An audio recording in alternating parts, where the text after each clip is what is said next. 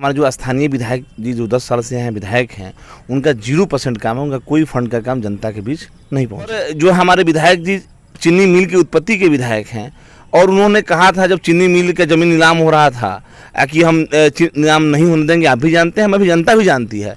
और जब नीलामी की प्रक्रिया में चढ़ा तो विधायक जी विधायक होकर प्रदेश अध्यक्ष को इस्तीफा दिए, जनता को बेवकूफ़ बनाए। गंगा की कसम, जमुना की कसम, सरजू का मुहाना बदलेगा, कुछ तू बदले कुछ हम बदले, बहड़िया का जालिम जमाना बदलेगा। नमस्कार, मैं हूं लव प्रताप और आप देख रहे हैं सिवान न्यूज़.in।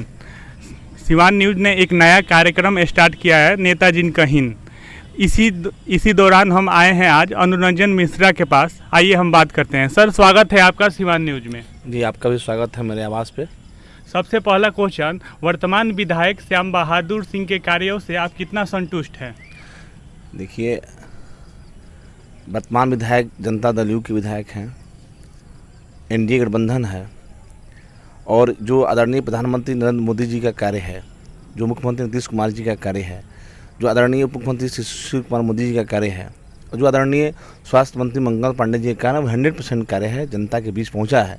लेकिन हमारे जो स्थानीय विधायक जी जो 10 साल से हैं विधायक हैं, उनका 0% काम है, उनका कोई फंड का काम जनता के बीच नहीं पहुँचा है।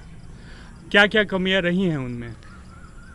कामिया क्या, जो विधायक फंड होता है, जिस विधायक फंड से जो जनता के रोड पुल पुलिया सड़क बनते हैं, जो जनहित की समस्याओं सदन में उठाया जाता है, जो अफसरों पर अंकुश लगाया जाता है, जो जनता के सुख दुख में भागीदारी होती है, हमारे विधायक जी का कोई काम नहीं रहा है। न जनता के बीच रहे हैं, न अफसर पर कहीं लगाम लगाए हैं, न अपने फंड के कहीं काम कराए हैं। वो सिर्फ आदरणीय प्रधानमंत्री नरेंद्र मोदी जी और नीतीश कुमार और मंगल पांडे जी के नाम पर वोट मांगने आएंगे और वोट मांगते रहे हैं। अगर हम बात करें अंकों की, तो आप विधायक को कितने अंक देंगे 100 में से? 0%। उनका कोई कार्य नहीं है। विधायक जी से तो हम आपके माध्यम से कहना चाहते हैं कि जिस तरह हम लोग नरेंद्र मोदी जी का पत्रक बांट रहे हैं आदरणीय प्रधानमंत्री जी का, उस तरह आप भी एक पत्रक छपवा के जरा 10 साल का भी जनता बता दीजिए कि आपने 10 साल में कौन कौन सा काम किया है। मुझे उनके काम की कोई जानकारी नहीं है कि उन्होंने काम किया है। केवल जनता को लॉलीपॉप दिए हैं, आश्वासन दिए हैं, और परिस्थिति बस चुनाव जीतते गए हैं, समीकरण बनता गया है, चुनाव जीतते गए हैं। अगर आप खड़ा होते हैं तो आपका मुद्दा कौन कौन सा रहेगा? देखिए, हमको अगर पार्टी टिकट देती है जी, तो जो माननीय प्रधानमंत्री नरेंद्र मोदी जी, नीतीश कुमार जी, सुशील मोदी जी और मंगल पांडे जी जो कार्य है, जो जनता के बीच पहुंचा है, उस कार्य के अलावा जो विधायक का फंड का कार्य जनता के बीच पहुंचेगा। और विधानसभा क्षेत्र में जो अफसरशाही पे लगाम है, जो घुसखोरी बढ़ गई है, प्रधानमंत्री आवास पे 20,000 रुपया, दाखिल खारिज पर 3,000 से जितना रुपया चढ़ जाए, शौचालय के नाम पर पंचायत सचिव जो है लूट मचाया है, कर्मचारी लूट मचाए हुए हैं, तो इस सब चीज़ों पर अंकुश लगेगा और जनता का जो है सुख दुख की भागीदारी सुनिश्चित होगी, जनता का कार्य होगा। सिवान में नहीं, पूरे बिहार में एक समस्या है बेरोजगारी की। अगर आप जीतते हैं तो बेरोजगारों के लिए क्या करेंगे? देखिए, अब बहड़िया जहाँ की बात कर रहे हैं, यह बड़ा समृद्ध क्षेत्र रहा है। पचरुखी का यहाँ चीनी मिल रहा है, और जो हमारे विधायक जी चीनी मिल की उत्पत्ति के विधायक हैं, और उन्होंने कहा था जब चीनी मिल का जमीन नीलाम हो रहा था कि हम नीलाम नहीं होने देंगे, आप भी जानते हैं, हमें भी जनता भी जानती है। और जब नीलामी की प्रक्रिया में चढ़ा तो विधायक जी विधायक होकर प्रदेश अध्यक्ष को इस्तीफा दिए, जनता को बेवकूफ़ बनाए, और जो है उसमें कुछ जमीन अधिग्रहण कर लिए, फिर मुद्दा वो शांत हो गया। तो अगर हम विधायक होते हैं तो बहड़िया में चीनी मिल जो है, वो जो ज़मीन जो नीलाम हुआ है, उस नीलामी को हम मुक्त कराएंगे, चीनी मिल पुनः यहाँ स्थापित होगी। बहड़िया में उद्योग धंधा, जो बहड़िया ऊर्जावान क्षेत्र है या कृषि का क्षेत्र है, और यहाँ रोजगार पैदा करने की संभावना है, हम सरकार से मांग को रखेंगे और निश्चित रूप से रोजगार यहाँ पैदा होगा, उद्योग धंधा यहाँ चालू होगा। अगर खुदा ना खास्ता अगर आपको टिकट नहीं मिलती है तो क्या आप निर्दलीय लड़ेंगे? जी नहीं, हम तो विधायक जी खाने 3 बिहान बानी ना, विधायक जी के 3 बिहान हो गई। अब वहाँ के बिसुके के समय आ गई बा। अभी तो हम पहलौठे दावेदारी कैले बानी, पार्टी में 8 साल से काम करतनी, और पार्टी हमरा के ना बुझी उ लायक, तभी पहलौठे बावे दावेदारी बावे, तो वो पहलौठे दे से ठीक बा, ना दी तो फिर दावेदारी हुई। लेकिन विधायक जी के 3 बिहान हो गई बा, वहाँ के बिसुक गई बानी। तो हम पार्टी के प्रदेश नेतृत्व, राष्ट्रीय नेतृत्व से कहले बानी सन कि 3 बिहान वहाँ के हो गई बा, जनता अब चाहत नहीं खे, अब बिसुक के बारी आ गई बा। वहाँ के नागा मठ से राजनीति के शुरू कैले रहनी, और चौथापन में चल गई बानी। फिर वहाँ से आग्रह बा कि वहाँ के नागा मठ में चल जाई, और यहाँ के छोड़ी, वहाँ के पिंड यहाँ के छोड़ दी। उम्र हो गई बा, संन्यास की उम्र हो गई बा। अब नौजवान के हाथ में बागडोर दिहल जाओ, ताकि नौजवान क्षेत्र के संवारस, सजावस और विकास करस। मोदी जी के, नीतीश कुमार, सुशील मोदी और मंगल पांडे के सपना के साकार करस। कुछ दिन पहले टूना पांडे जी ने एक बयान दिया था कि नीतीश कुमार मुंहतोड़ नेता हैं। इसके बारे में आपका क्या कहना है? क्या आप इस बात से सहमत हैं? देखिए, हमारे टूना पांडे जी हमारे पार्टी के एमएलसी हैं, बड़े भाई हैं, समर्थवान लोग हैं। कब क्या बयान दे देंगे उनको भी जानकारी नहीं है, क्योंकि उनके जो इर्द गिर्द कुछ लोग हो गए हैं वो बयान दिलवा देते हैं। आपने देखा है कि लोकसभा चुनाव में उन्होंने उस समय के आज के पूर्व सांसद, उस समय के वर्तमान सांसद को क्या क्या नहीं आरोप लगा दिए। जब जो है जदयू को सीट चला गया तो उसके बाद जो है वह ब्राह्मणों की भी गाली सुनवा दिए, और जो है कविता सिंह, अजय सिंह पे भी आरोप लगाए।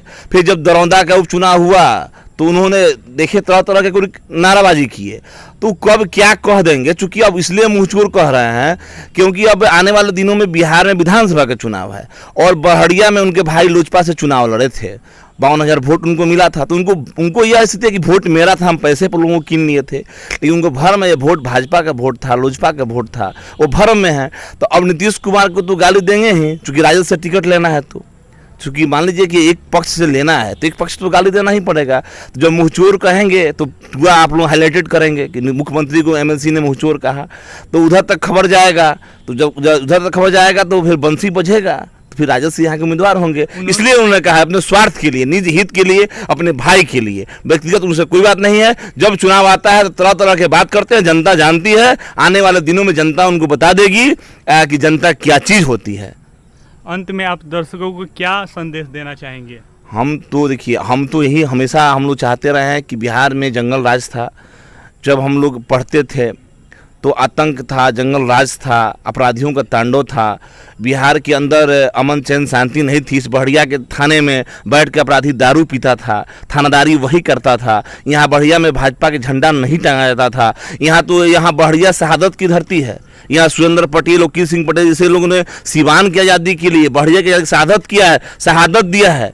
उसे हमारे विधायक जी भूल गए, स्टेडियम में बना दिए। तो तुष्टिकरण के लिए, एक वर्ग को खुश करने के लिए जो है मौलाना मजलू हक के नाम पर रख दिए, जबकि स्टेडियम का नाम इंजीनियर सुरेंद्र पटेल होना चाहिए था। इस मुद्दे को मैंने कई बार उठाया है, लेकिन चूँकि मेरे पास कोई प्लेटफॉर्म नहीं है जहाँ हम सटीक उठा सकें। तो अगर हम लोग जो बहड़िया वासियों को हम यही संदेश देना चाहेंगे और कि बहड़िया के लोग एक बार आवाज़ उठाएं कि राष्ट्रीय प्रदेश नंदू जब सर्वे कराए तो निश्चित रूप से जो प्रधानमंत्री जी का आह्वान है, लोकल ही भोकल होगा। तो यहाँ लोकल को यहाँ उम्मीदवार बनाया जाए ताकि बहड़िया की जो है समस्याओं को सुन सके। बहड़िया पूरी समस्या से ग्रसित है, न यहाँ अफसरों को रहने के लिए आवास है, न यहाँ शौचालय है, न बढ़िया स्कूल है, न बढ़िया कॉलेज है।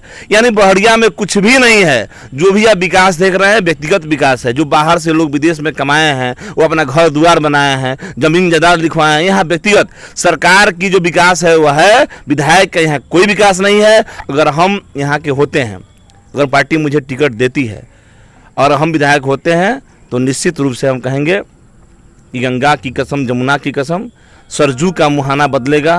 कुछ तू बदले, कुछ हम बदले, बहड़िया का जालिम जमाना बदलेगा। बहड़िया फिर से जात पात धर्म से ऊपर उठकर और बहड़िया में विकास की बात होगी। केवल विकास ही गंगा बहेगी और आदरणीय मोदी जी के सपना का 100% साकार होगा।